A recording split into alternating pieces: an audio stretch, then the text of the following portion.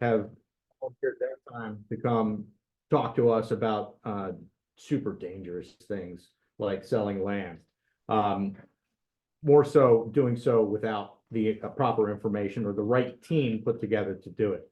A lot of you here have done some things and said, that's enough, thanks very much. But Justin's been helping me out for years. The first time you came to talk to one of our sales meetings was a couple of companies ago. When you were just looking, I think you had just moved to town. Okay. The green team down on, Yeah. when you were, when we were on Hanover Street, but, thank you so much. And, tell us a little bit about yourselves. Sure, I'll start. Justin Doty. I work with Frederick Cyber Associates. I'm actually a partner there. Have been since 2020. I've been a professional engineer for something like 11 years, but started my career about 15 years ago. I'm 16 now. It's hard to keep track. But I deal with land development, land surveying, landscape architecture, and we do everything from single family elevation certificates for floodplain all the way up through warehouses. I recognize someone in the crowd there. West Pennsboro. Ash McCovey, I'm an attorney with McNeese Wallace and Merrick. I'm a partner in our real estate and construction law group, and I'm the co-practice group leader for that group. We've got about 40 attorneys in the real estate and construction law group, and of those 40, 25 of them or so are real estate attorneys. My practice is focused on land use, so zoning, subdivision, land development, and all the permits that Justin needs to get going through his process. So happy to be here. Thank you very much for having us, and looking forward to some good questions. Really quick, can you tell me the difference between a firm like yours that is, multidiscipline versus what a surveyor might do? How's that a little bit different? Sure. So we have multiple disciplines under one roof. Land surveying and civil engineering often go hand in hand, but not always. Sometimes you have a surveyor who can do your boundary survey, make your map of your property, but they might not have the expertise or the willingness, frankly, to go through the land development process. So you'd often get a civil engineer involved at that point. And then I couple landscape architecture in there as well. We have some other disciplines that we house. Sewer enforcement officer, we have one of those that's up in Perry County. Landscape architecture, those.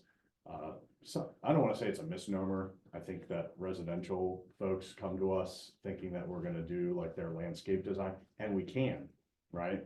But a lot of times the landscape companies themselves kind of do their own design and prep work for single family residential. Our landscape architects are experts in grading projects, right? So like earth grading, if you've ever seen contour maps for grades. And so anyways, to answer your question, we house all of those disciplines because they're all involved in land development. Just to add on to what Justin's talking about. So when you're hearing land development versus survey, land development is going to be a process where you go through the township. Justin will have prepared a 10 to 70, 80, 90 page plan set that goes through everything in the municipal ordinances saying this is what we need to do. These are the required improvements that need to be put in place. Traffic, parking, lighting, utilities, all of that. That's a really, really big and long process. But it generally applies to commercial, multifamily, multiple lots. If it's a single family residential lot, you're probably not going to be dealing with land development. You may have stormwater that you're going to deal with, and you may need to have a survey to make sure that the home that's being built meets the requirements for that lot. But it's a much shorter process than when you get into the land development piece. Yeah, good point. Okay. Awesome. Ready for some questions? Sure. Okay. All right. So who wants to go first? Let's start with, let's just start with Hovetter. Justin. So what must be obtained prior to obtaining a building permit? Well, all kinds of stuff. I'm gonna go ahead and punt this one. And each township's gonna be a little bit different. And that's gonna be dependent on, what kind of road it's on, what watershed you're in. You're gonna have to be concerned mainly with how you get to the road, what you're gonna do with the dirt, what you're gonna do with the water, and what you're gonna do with the stuff that comes out of the house when people were living there. So what are those things? I'm gonna take this from two perspectives. I'm gonna start with a single family home, because I'm sure a lot of you sell vacant land for a single family house. And a lot of times I think the perception is that, well, it's a lot of record, it's ready to go. That's sort of a misconception that we run into all the time. That lot, that house, that build is going to need an erosion sediment control plan. That's reviewed by the local conservation district. It's gonna require a zoning permit, which often requires a stormwater management plan in order to get that. Stormwater management, of course, if you're not, is everybody familiar with that? If you're dealing with new impervious, which is a house or pavement or anything not able to take the water directly into the ground, you have to manage that somehow.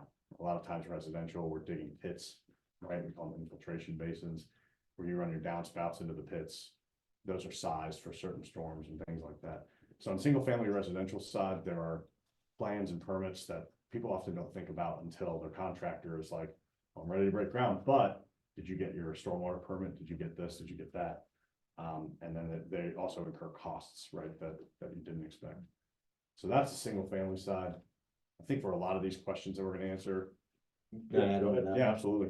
So engineers love acronyms and not telling you what the acronyms stand for. E&S, erosion and sedimentation. So those are the snakes that you see set up around construction sites that keep all of the sediment on the property. But the only thing I wanted to add is, with single family around here specifically, you're often looking at planned communities. And so you want to, at least be somewhat familiar with the planned community documents if you're selling a lot to somebody. Those can often be, 100, 150 pages long. We've got bylaws, rules and regs and everything else, and that's all under the planned community statute. But to at least be able to point your clients in that direction and let them know where they want to be looking, because just like every municipality is different, every planned community can be a little bit different. And what you're allowed to do, not allowed to do, can vary from one to the next. And while it's not really a permit, you still have to get approval if you want to put up a fence, if you want to put in a pole. Good friends of ours, they're in a larger charter development, Fair Hill, if you're familiar, up behind Shaw Elementary. They wanted to do they've got a hill off their backside. They wanted to do kind of an infinity pool coming out of the hillside, all brick around it, beautiful looking pool. The HOA said that was an above the ground pool, and above the ground pools aren't allowed. Oh, And so they had to go through and get that amendment taken care of. And so, I think it's important to realize, you've got the county and the state stuff that Justin talked about. You got the municipalities, but then sometimes the HOAs, as you all know, can be a real impediment to what your clients might want to do with that property. That's a great point. Does everybody have access to Landex? Do you guys use Landex to pull deeds? I use it all the time, and we have access to it either through me or through our title company. A lot of times you can use that initial deed to find a plat reference. So you can look up the subdivision plat that created your lot.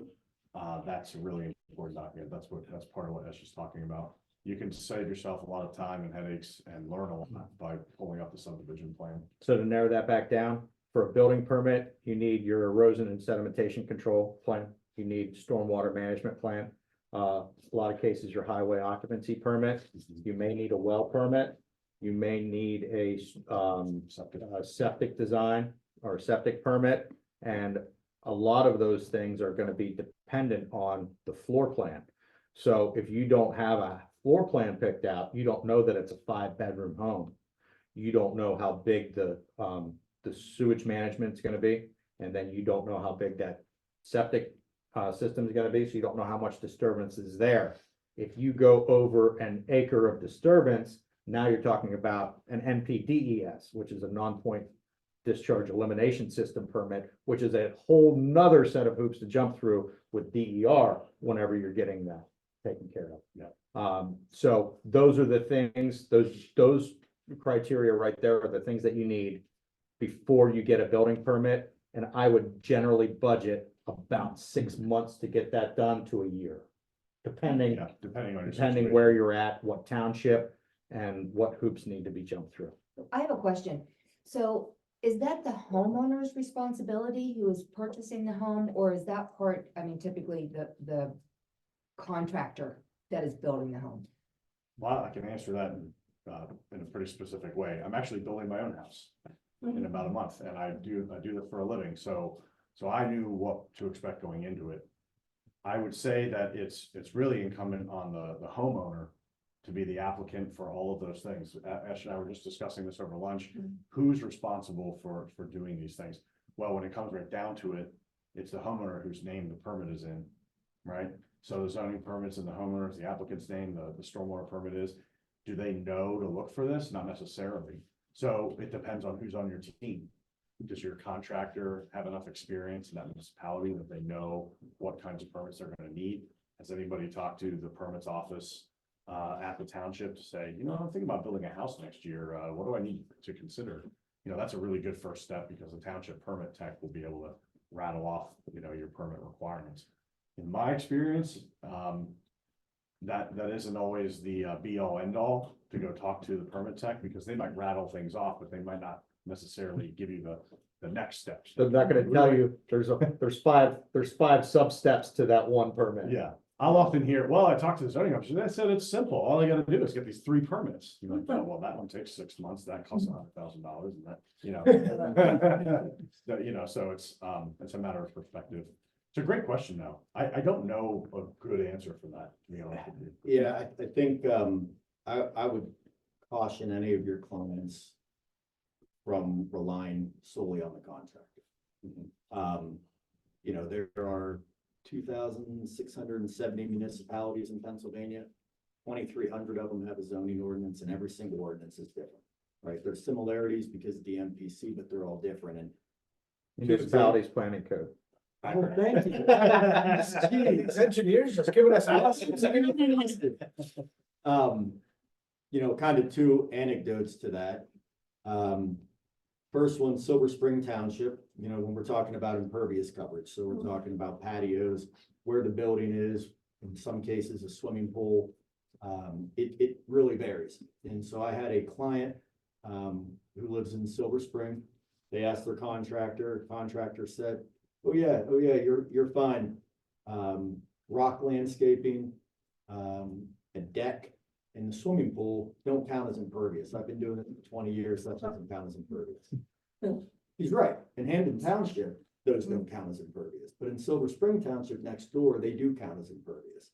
And so the client went, built all this stuff, got busted because they didn't get a permit to begin with.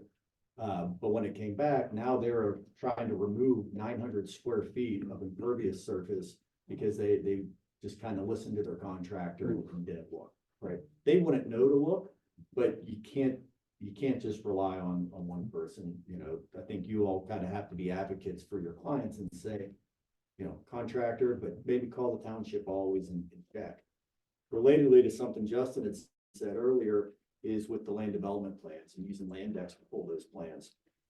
I live in Hampton Township. If you pull up the zoning ordinance, it's going to tell you that I'm allowed to have 20% impervious in my zoning district. That's it. If you pull up the land development plan that my house was built pursuant to, it will let you know that, well, my house was built under a different provision and I'm actually allowed 40% impervious on my property, twice as much as if you just look at the zoning ordinance. So there are several steps. And I think, you know, the point there is when we're talking about permits, what permits do you need to get to building permit? You need to be directing your clients to look in several places and starting with the contractor and speaking with the township. And if you can pull something on Landex for them, those are probably the 3 best places to start. Okay.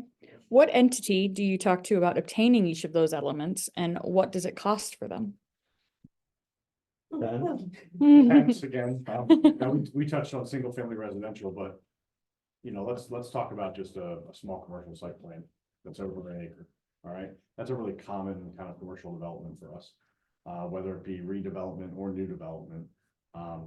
If you need to start that process and talk to, you see here, we talked about township or borough, depending on your municipality. So start with your municipality.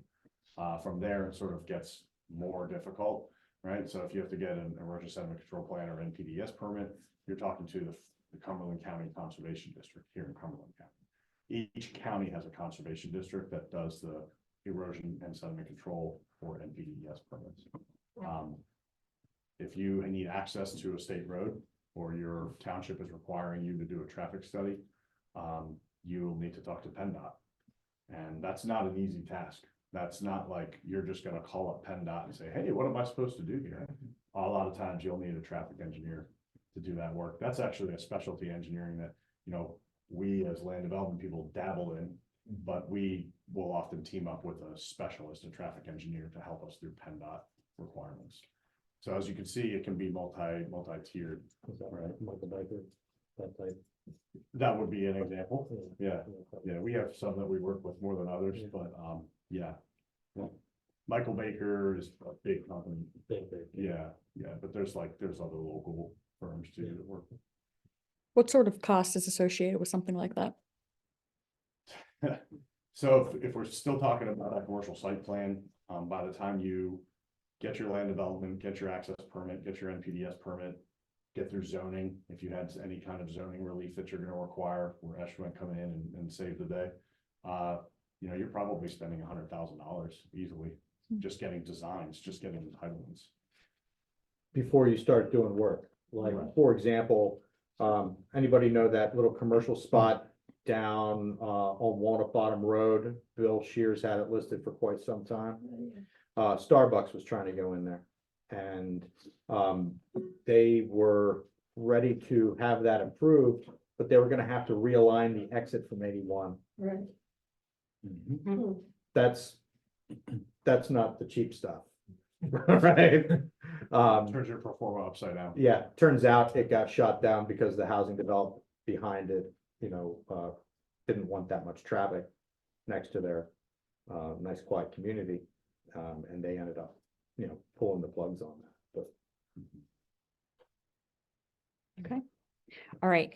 How long does the process take to get from raw land to building permit? You had said it could be months, a year, ideally. Here, go ahead, Ash. Well, you know, for a single family home in a development that's already approved, it's gonna be much quicker.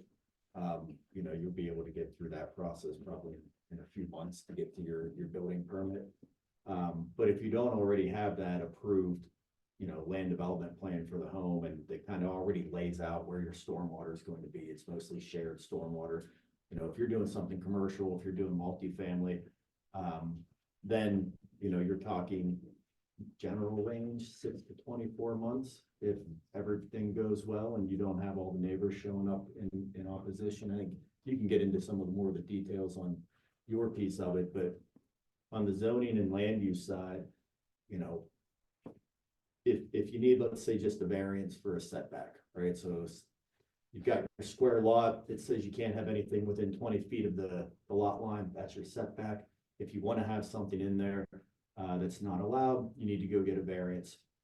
That process is anywhere from 45 to 120 days, depending on, you know, what you have going on, how the calendar lines up and everything else.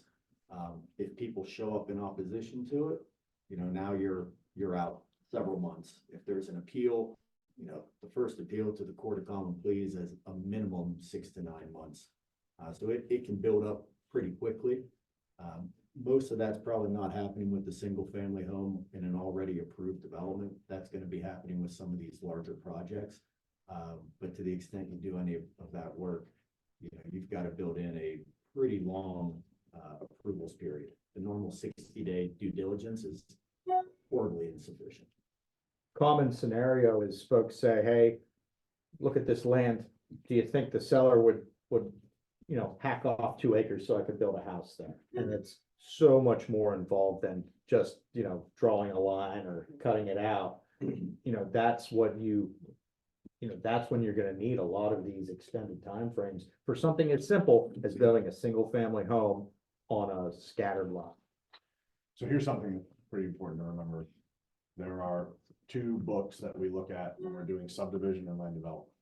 There's the zoning ordinance and there's the SALDO, which is this, I'm gonna actually tell them what it is. Subdivision and development ordinance.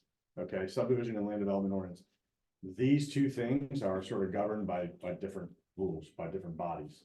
The zoning issue is where we call Ash, and we say, hey, we need to go to the zoning hearing board. Because that quasi judicial body is going to have to make a ruling on whether or not our special exception is correct, or we qualify for the variance or what have you. And it's run with a stenographer. I mean, it's like, in some cases, it almost feels like you're on trial when you're actually in front of the zoning hearing board. They treat the zoning ordinance like gospel, right? The difference is the saldo is a little more nuts and bolts with the design of your project. And let's say you're on a road that has no curb at all, but the saldo says in order to develop your project, you have to put curb and sidewalk in front of it.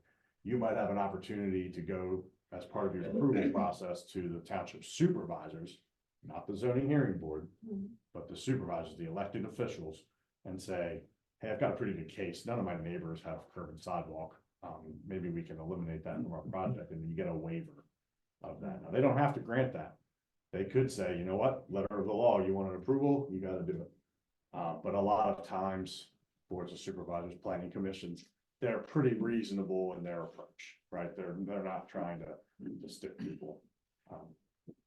So. Okay. What are the different types of restrictions that may exist on land and its use? So. Let's talk about different levels. Sure, where do you want to start? Title? Sure. Yeah, so I think, a big one that pops up in Pennsylvania are deed restrictions. Pennsylvania has always had very, very strong property rights. And as you can probably guess, going back to William Penn, we have some really, really old deeds. And so a lot of times there will be restrictive covenants in those deeds that need to be addressed, that need to be looked at. Some of them are no longer legal for various reasons. Others, you can get them lifted by the grantor. If you can find whoever put it in place to begin with, they can release that. Problem is, a restricted covenant put in 100 years ago has now been split, and you've got grandkids and great grandkids all over the place. Your only option at that point is going to court and, trying to make an argument that it no longer makes sense to have this restrictive covenant. That will cost tens of thousands of dollars, and that will take at least 9 months to get the initial decision, assuming nobody shows up to oppose it on the other side. So restrictive covenants and title pop up frequently. Title companies should flag most of those, and you'll have a pretty good idea of what you're dealing with. The other restrictions Justin talked about: zoning, subdivision, and land development. Knowing what's in those ordinances they can have a pretty significant effect. I talked earlier about planned community and condominium documents, and making sure your clients are at least aware of what's out there. Because there are some things that, may jump out that you had no idea you could. In my neighborhood, I can't change the color of my door without getting it approved by the HOA, right? So, it can be pretty simple and straightforward things that people aren't thinking about. A lot of times you'll run into easements. There could be, an easement. My property has a stormwater easement where a swale comes through that I can't do anything through that swale without getting approval or getting the easement adjusted. My property has an emergency access easement along the side of it. I live at the end of a cul-de-sac, and in Hamden Township, a cul-de-sac to over 600 yards, 600 feet, has to have 2 points of ingress and egress for emergency purposes. So there's a large, probably 20-foot wide swath on the edge of my property that I can't do anything with because it's for fire truck access if the far end of the cul-de-sac's blocked off. Those are all things that show up in that land development plan we talked about earlier, often will show up in your deeds. And then I think the other big one are, whatever's in the lease. So sometimes your clients might be dealing with subleases. Just because the sublease says A doesn't mean that the principal lease doesn't say, something completely different. You're going to be held to what, whatever's falling down that waterfall. So those would probably be the main ones where I would take a look. we had a similar, well, we had a situation arose about a year ago where an agent represented a buyer in picking up a piece of property. It was a pre-approved subdivision. Build is ready to go. And they bought the property, but no one ever looked at the subdivision plan. And they didn't see that there was gonna be not one, but two stormwater structures required on this property. There was a restriction because of the overall zoning district, and this was noted in the subdivision plan, that no tree over 6 inches could be cut down. And that it was gonna require a 1,000-foot driveway to get to the location for the primary residence. You made me think of something, Justin, you know, I would not assume that when you call me to do a boundary survey for your client, that we're gonna find all that stuff automatically. We might notice it, but a lot of times when you're not specifically tasked with looking for certain things, your surveyor engineer may not get that, right? So, because there might be notes in that subdivision plan that are completely irrelevant to the boundary aspect that you're getting in. So it's good for you as agents for your client to just maybe ask those questions, you know, hey, do you notice anything in the subdivision plan that was restrictive?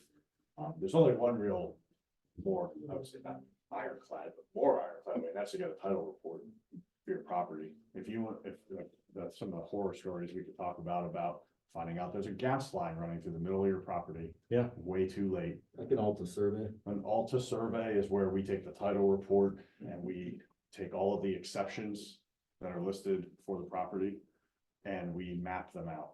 And if we can't map them, we'll note them on the plan and say, you know, cannot be mapped. A thing that can't be mapped would be, you have to give me an example. I'm trying to think off the top of my I'm drawing a head. blank too. But there are rights that people have to your land through an easement that may not be like a 20-foot wide path. That might just be, we can access your property at any time. You're in the airport overlay district, and there's a restriction on the height of the building that you can put up. That's something that you wouldn't be able to turn up necessarily. There could be restrictions on lighting. There can be, you know, in the case where we talked about the stormwater management that had to be put in, restrictions on where you can put a shed or a fence, the restrictions on the trees that you can cut down, and then a requirement for a 1,000-foot driveway that almost automatically gets you into the expensive stormwater management plan as opposed to the less costly erosion and sedimentation control plan. So those are things that didn't turn up that were super costly to correct for that one. Hearsay graveyard. The Yes. hearsay graveyard. You know what you're talking Yes, I do. about? You brought up about easements. So can you tell us what the difference is between an easement and a right of way? Yeah, well, I'll start. So a right of way is a type of easement. Okay, I think if you were to look up the definition, it would tell you that a right of way is an easement. They're used interchangeably all the time. You know, the gas company might say they have a right of way through your property. They also might tell you that they have an easement through your property. They're really kind of one and the same, but what it really comes down to is an easement gives someone else the right to access your property for some reason. Right, I think Ash has a really good definition too, so.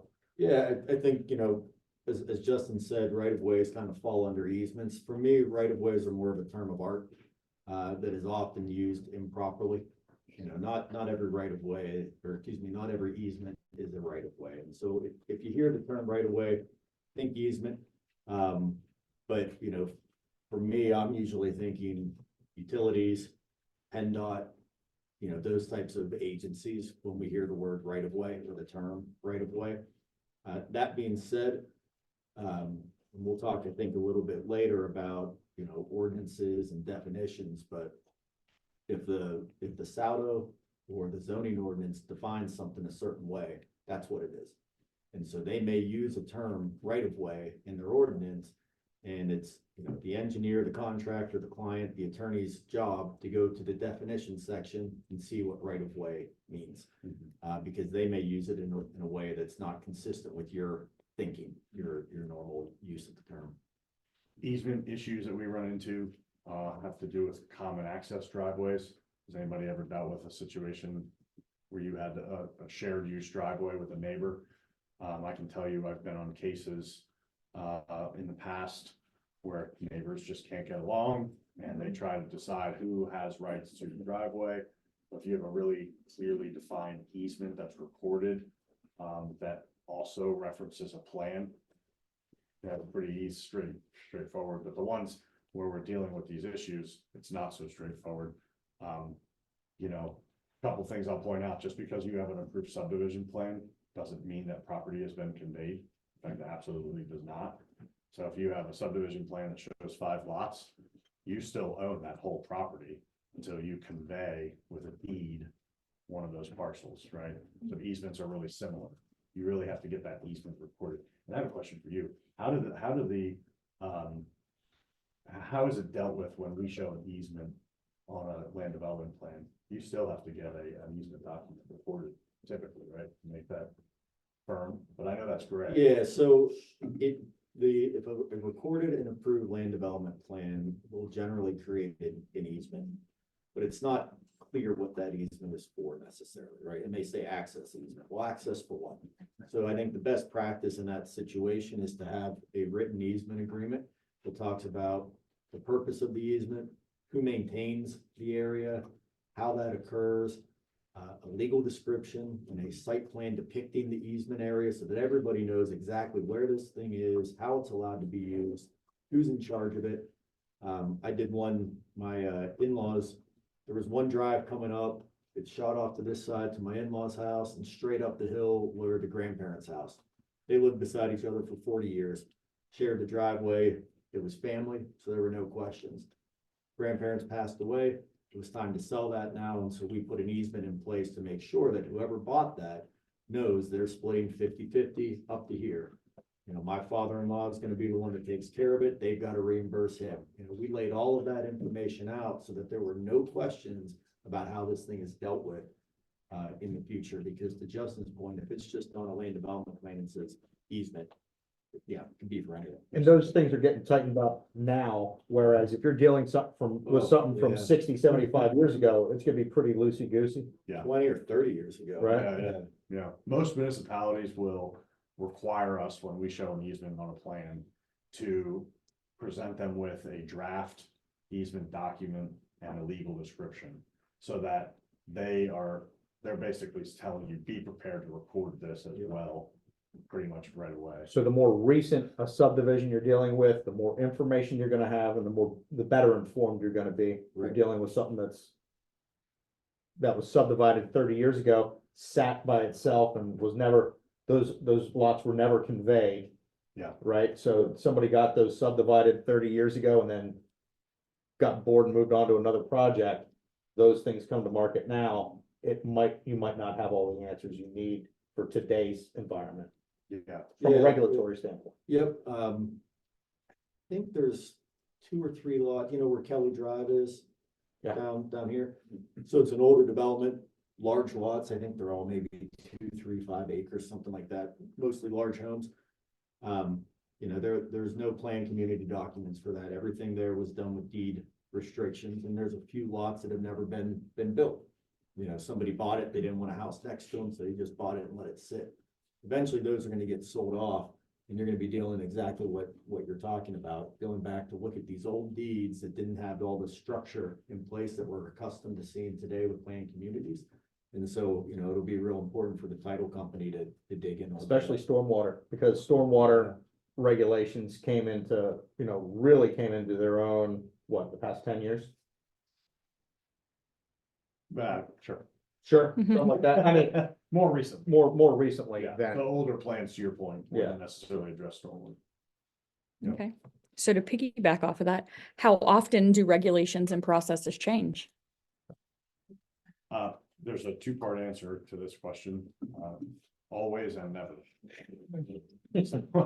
So townships, especially rural townships, in my experience anyway, their ordinance might be from 1993. And they just never felt the need to update it. Change is slow in that township, so there's no need to update it. And so you know, you've very few changes. Other townships change regularly with small text amendments or small changes.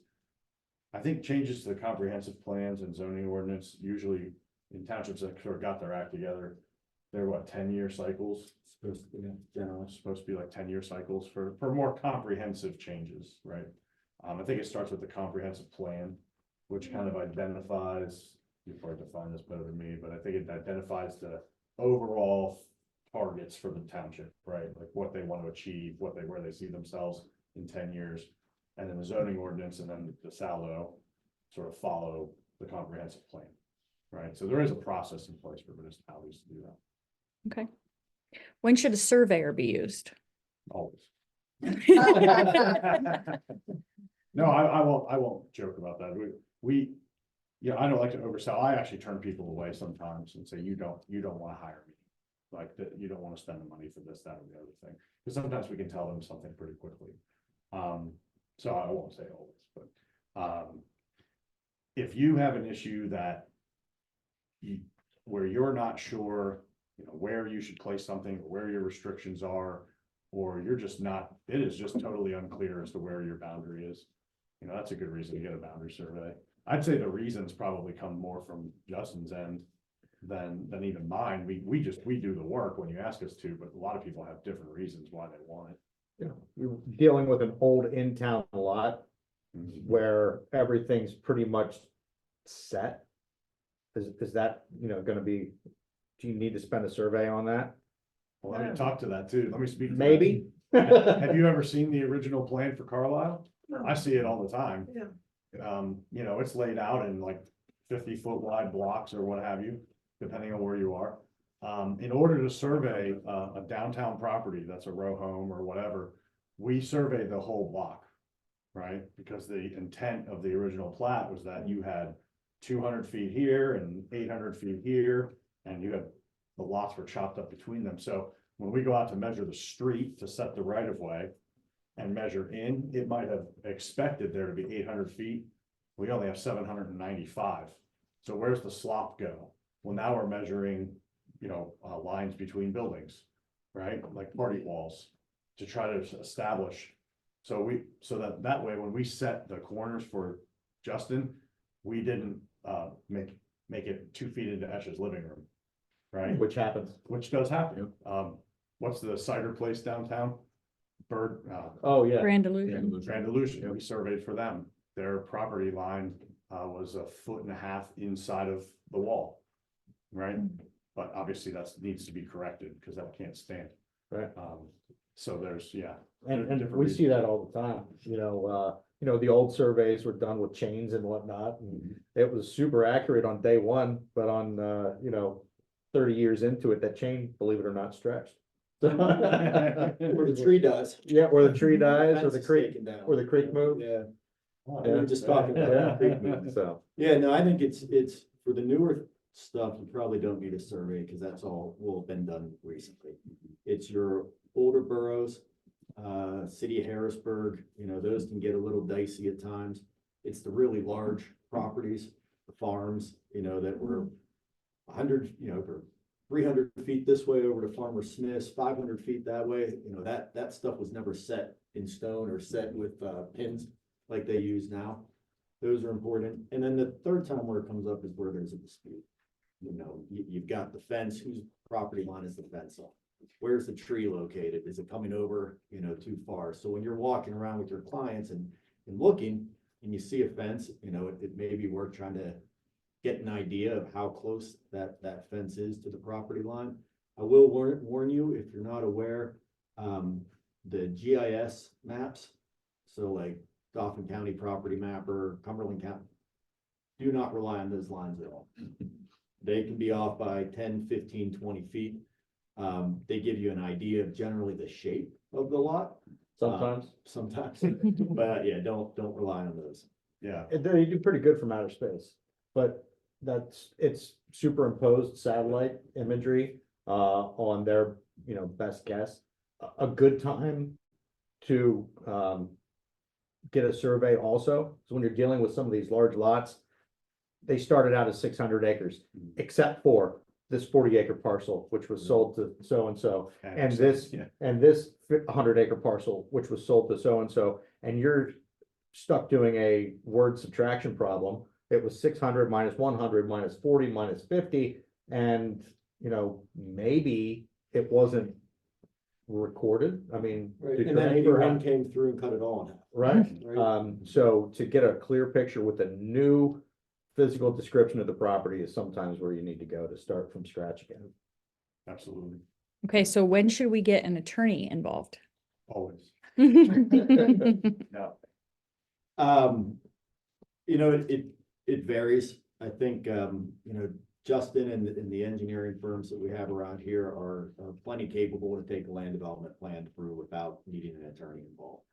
Where we seem to get most involved is where there, A, is a zoning issue that needs to be dealt with, or B, there's some sort of opposition or issue with what's going on. So a lot of the work that I'm doing, I'm brought in because, you know, the neighbors don't want the warehouse, the neighbors don't want the apartment, neighbors don't want the sports complex, whatever, you know, whatever it might be that's going in. That's usually when we get called. And so I think, you know, for the most part, it's gonna be on those projects. If you have a resident that needs a variance for their pool, or needs a variance, every once in a while, we have builders that build the house. Somebody screws up and the house is twisted just a little bit, and they realize once it's built that it goes 1 foot into the setback.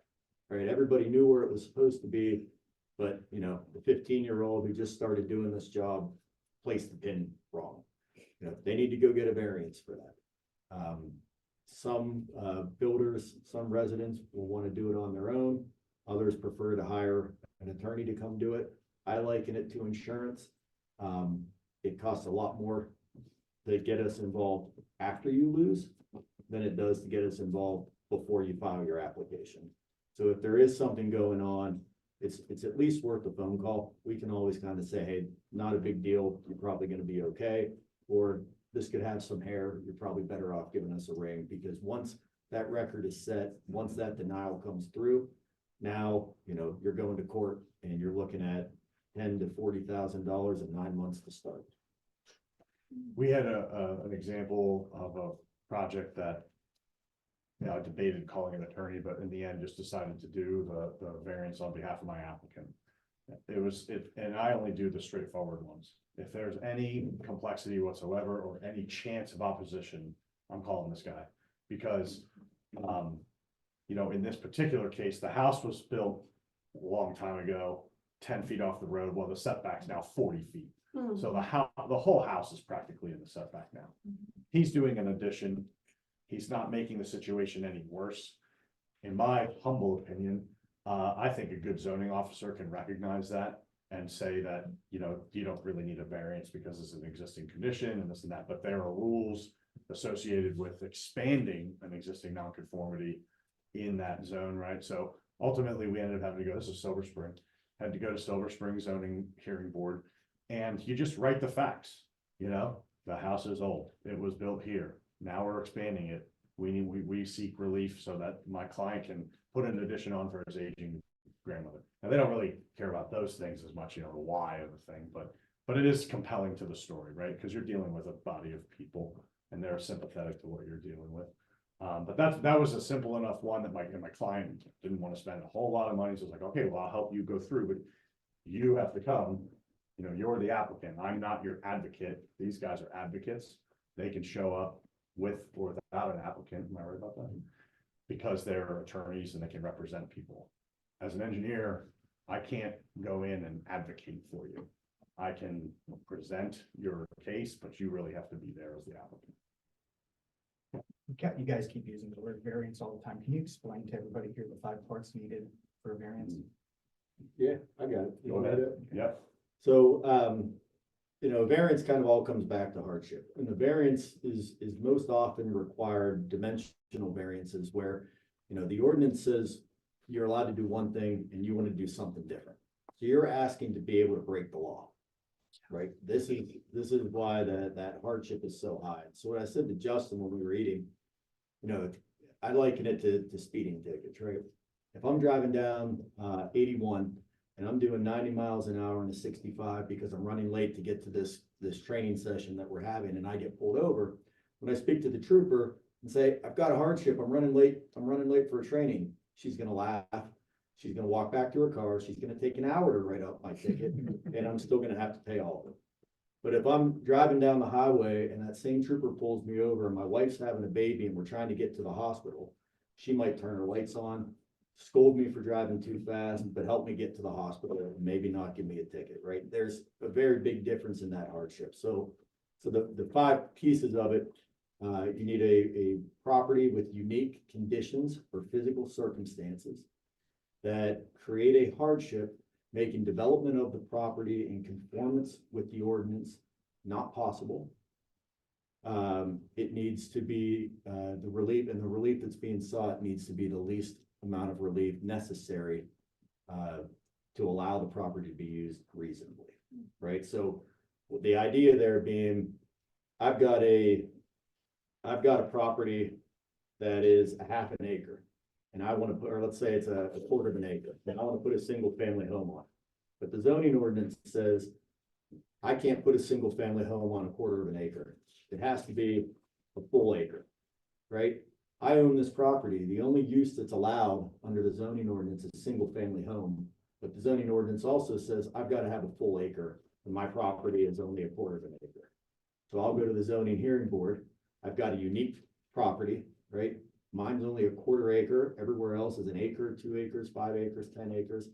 I can't use this property for anything if you don't give me a variance, because the only use that's allowed is a single family home. And it's the minimum relief necessary, right? You need to let me to use it in a use case. So that's an example that comes up fairly frequently, the size of a lot versus the building that you want to put on it. Other, dimensional ones that we see from time to time, maybe you want to put a garage into the setback. And, this property is narrow. And so to put the garage on, you need 5 feet to get into the setback. Well, that's for a single family or a single car garage, right? If you want to do a 2-car garage, well, now maybe it's not the minimum relief necessary, right? Because now you're doubling up. And so a zoning hearing board that doesn't want to approve it could say, now minimum relief would be for a 1-car garage. So you need to shrink your garage down, make it for 1 car, and then we will approve it. So those are the things that they're generally looking for. Did that answer your question? Oh, I knew the answer. I think, if you want to talk about, my opinion on this, I think hardship is really hard to prove, and that it's the bar, so that the bar is set so that the zoning hearing board can almost always deny them. I mean, the zoning hearing boards are there to kind of give it more, to be as objective as possible, but also to say, like, is this reasonable, right? They're trying to determine if this is a reasonable ask, or if this is like, and something else to point out about variance is that it's not precedent setting. Correct. Right? So some boards will actually say this because they're uninformed. They'll say, well, we don't want to give you the height relief because then we're going to have to give everybody the height relief. Well, that's absolutely untrue. You have to give a variance based on the merits of that application. So, your great land use attorney is going to point that out and say, like, don't you dare say that this is setting a precedent, because here are our unique circumstances that make this worthwhile, worth getting. It's complicated. I'm glad you brought up variance, because there's nothing straightforward about them, no matter what you're doing. I think that the moment you hear zoning hearing board, you should be uneasy. As Justin said, it's 3 individuals that could be a math teacher, a doctor, and a graveyard worker. They know nothing about zoning. They know nothing about engineering. They know nothing about surveying, but they are the ones that are charged to look at this ordinance and decide. And so some boards are very practical. If we go in and tell them a good story and give them some piece of law to hang their hat on, then they're going to give us the approval. Other zoning hearing boards are straight by the book. If you do not have a clear hardship, if you do not have clear unique features for your property, we may love it, but we're going to deny it. And so it really varies from one municipality to the next. And so having people involved to kind of know what you're dealing with, know what those boards are like, is important, because they can give, a lot of initial insight to your clients and be able to say, really bad idea here, this township is tough, or no, you probably got pretty decent shot over here. This township that you're in can be tough on the zoning hearing board, for sure. Mark Carpenter. No names, no names. Mark's a good guy. All right, Justin Hovetter. What contingencies are the most important to elect when representing a buyer making a land purchase?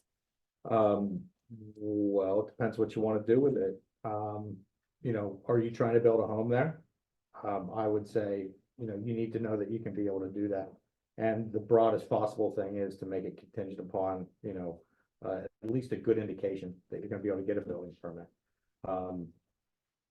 You know, do you want this transaction to go on for 6 months? No, so you may not be able to make it contingent upon permitting, but you need to allow yourself the time to have those discussions with the township, with, you know, everybody who's involved. Find out, you know, is this a state road or a township? Am I gonna have to do this and what's the process? I think one of the big ones though is, can I put a septic there? You know, can I get water there? And have the talk with the local SEO. And, you know, if you're talking about building right up against the mountain out here in Middlesex, they're gonna say, probably not, because there's only about 2 inches of topsoil and the rest is shale and you're not gonna be able to do anything there. So, I think septic's huge. Okay. Ash, what are some common issues or disputes that arise in land use cases? So these days, it's almost always neighbors. We see more opposition for zoning subdivision work than we ever had. I think a lot of that social media, I think a lot of that, there's just been so much development in central Pennsylvania over the last 10 or 15 years that people are weary. Everyone's antenna are up. And so it could be an innocuous use and people are going to be opposed to it. We prepare for every hearing as if there's going to be opposition at this point. And we even direct all of our clients to go talk to their neighbors ahead of time. Rip that Band-Aid off now. 99 times out of 100, you're gonna be better off going and having that conversation with your neighbor up front than them finding out through the public notice in the newspaper or seeing your property posted and showing up at the hearing fired up and upset because you didn't come and talk to them. You know, I think a lot of times if people get out, talk to their neighbors, they may not be happy about it, but at least the neighbor then feels that they've been heard. Maybe you can make some adjustments to your plan, and then that frees things up. The other big ones these days, you know, impervious and setbacks seem to always pop up, especially in the residential setting. And then for larger ones, it's going to be parking and it's going to be traffic. Traffic is huge. You know, I don't think we have a commercial or industrial plan go through anymore that doesn't have a traffic study. You know, there's always going to be some issue with that. And then parking really varies. You know, you've got some places that say, we don't want you to have parking. You know, you've got Carlisle Borough is changing their ordinance. You don't have to have parking. I think for commercial uses downtown, they're looking at putting a fee in lieu of parking in because they don't want people to have parking all over the place.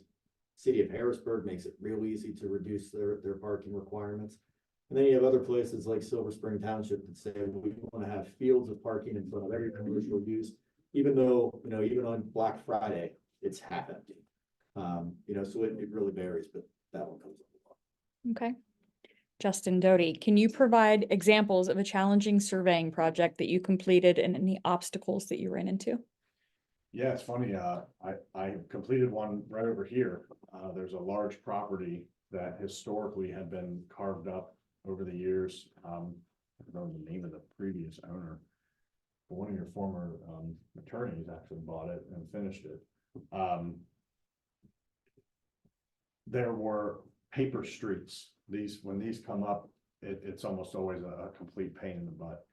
A paper street is something that was put on a plan, but was never received or never dedicated to and accepted by the municipality, right? So it's shown as an alley on paper, but it's a grass field in reality. In this particular case, some people were taking advantage of using it for their own personal garage.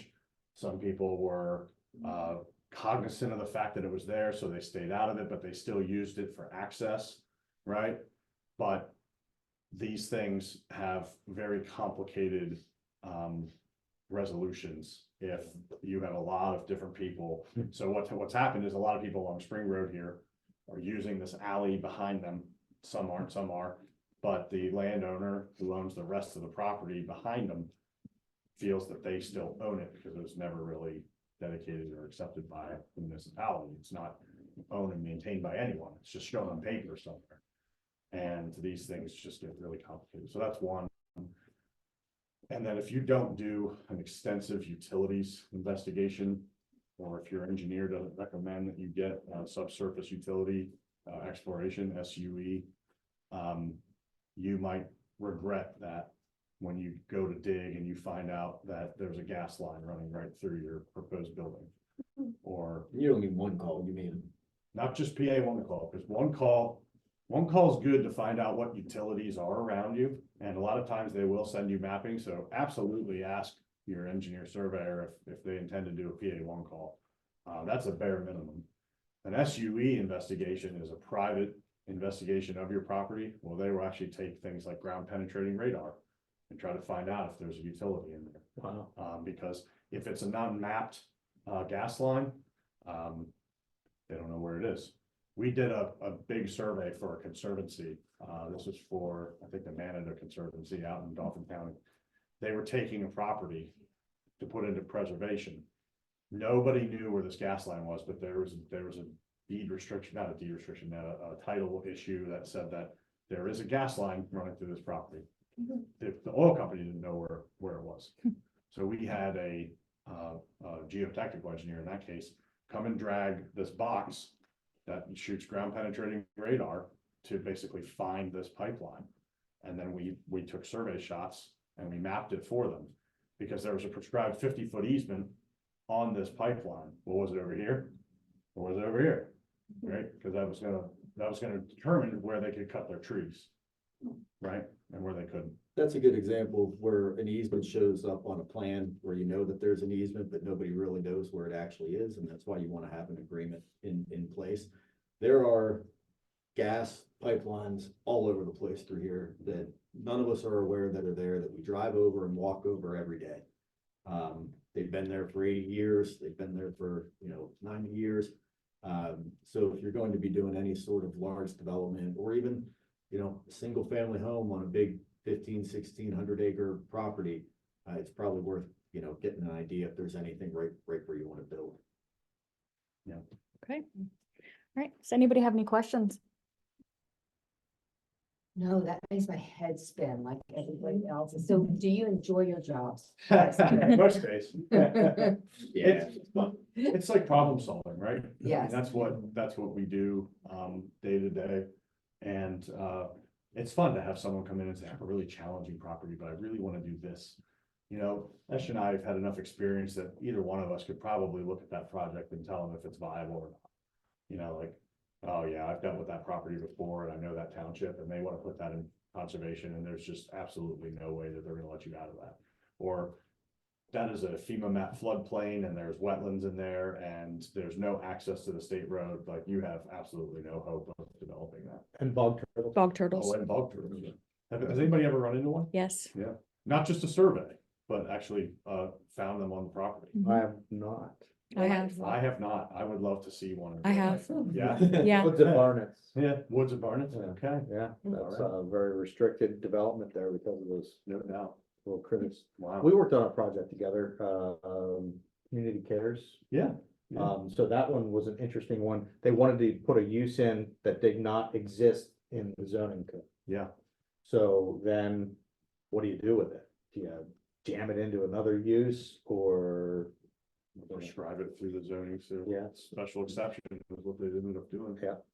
Now, there's a good example of homework being done too, right?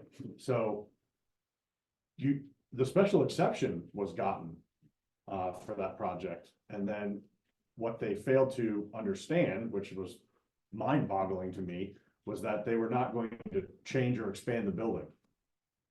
So do you remember that? Yeah. So the case went forward, and this was before I was involved too, but they got the special exception. So that the borough said, you can put the homeless shelter in this building. But for whatever reason, it just didn't make it into the record that, well, they also plan to expand the buildings, right, to make this work. So we had to go back to the zoning hearing board for another special exception and get the expansion of a non-conforming use. But painful, as Ash said, when you hear zoning hearing board, ugh, you should That- shudder a little bit. That more than doubled the time frame that was involved. Took another year. Yeah. Yep. Hmm. So the homework and really sitting down and analyzing the project, you know, makes good sense. Does anyone do leasing? No. No, okay. As far as land leasing, Yeah. Yeah, how does that work? yeah, we do, but not around here. I saw in New York that they were building houses on this property and they were land leases. I'm not sure what they had going on in there. There's a giant land lease that you may have dealt with in Middletown. That's the Fry Estate, but that's, Yeah, that's, you know, very narrow. right. That's not typical. Well, I think the comment I was gonna make applies to purchase and sale agreements, just the same, and it goes back to that approvals period. Make sure you have a sufficient approvals period. The story I was going to tell was under a lease, but it's kind of the same deal. Brewery in Carlisle got a property under lease. We got it approved for them for zoning. It took about 3 months. He started doing work, and when the BCO came out, they said, well, you're gonna need to put sprinklers in this entire old warehouse out by Taco Bell. And, you know, hundreds of thousands of dollars, all kinds of time. It took forever to get it in place, and all the while, he's paying on his lease. Because nobody built in a provision to say, while he's doing his build out, you know, rent's free, or rent's half of what it was. And it got to the point, you know, a year of paying rent on this lease, he couldn't afford the lease anymore. The brewery never opened up, and it all went kaput. And so the same thing can happen on purchase and sale agreements. If you don't build in a large enough approvals period, you may pay Justin to do the survey, Justin to do the site planning, bring me in for zoning. All of a sudden, you're 12 months in and your approval period's coming to an end, and your client has no way to extend it further, because now the seller has a better deal on the table and doesn't want to buy it, or doesn't want to extend it. So building in opportunities to pay to play longer, or just a longer approvals period, is really, really important, and not something that I can't stress that enough. Let's say you have a variance need, sorry, listen, if you have a need for a variance, like you find this out in the middle of your sales agreement, right? You don't just think you're gonna walk in there and fill out an application and hand it in and be on the next agenda in 30 days. A lot of times you need to get on my survey schedule, which is booked out 2, 3, 4 weeks, depending on the time of year. Then we need to do design work to show what it is you're doing in the improvement And we need to go meet with the township before we submit the application. the right way. You guys do it the Esh way, you go and have the meeting before the meeting, so that, you know what to expect and what the background is. Then you're submitting the application, then you're waiting till the next meeting. I think they have to advertise, what, 30 days? 30 days prior to the meeting. Once you have the meeting and let's say they approve you, there's no opposition, there's a 45 day? Yeah, I mean, I always it's, forget, yeah, 30 or 45. yeah, I mean, if everything goes smoothly, there's no opposition, it's approved, you're probably gonna be okay. But they have 45 days to issue the written decision, and the written decision could be a little bit different than the oral decision that they gave you at the hearing.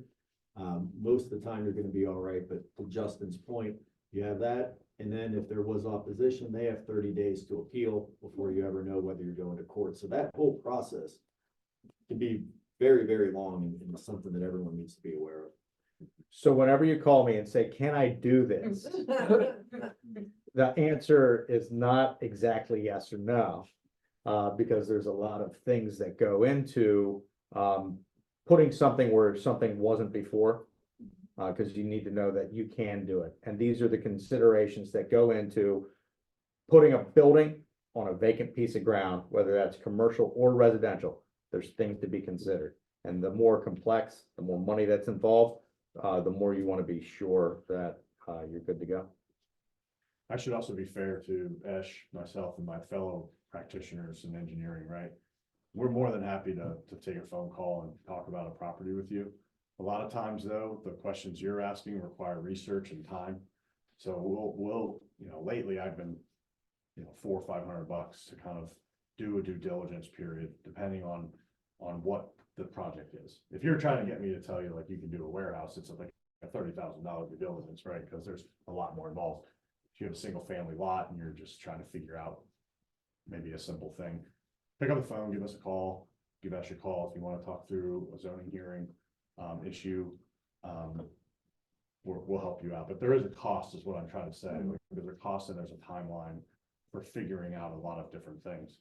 Does that make sense? Mhm. All right, Okay, I think that wraps it up.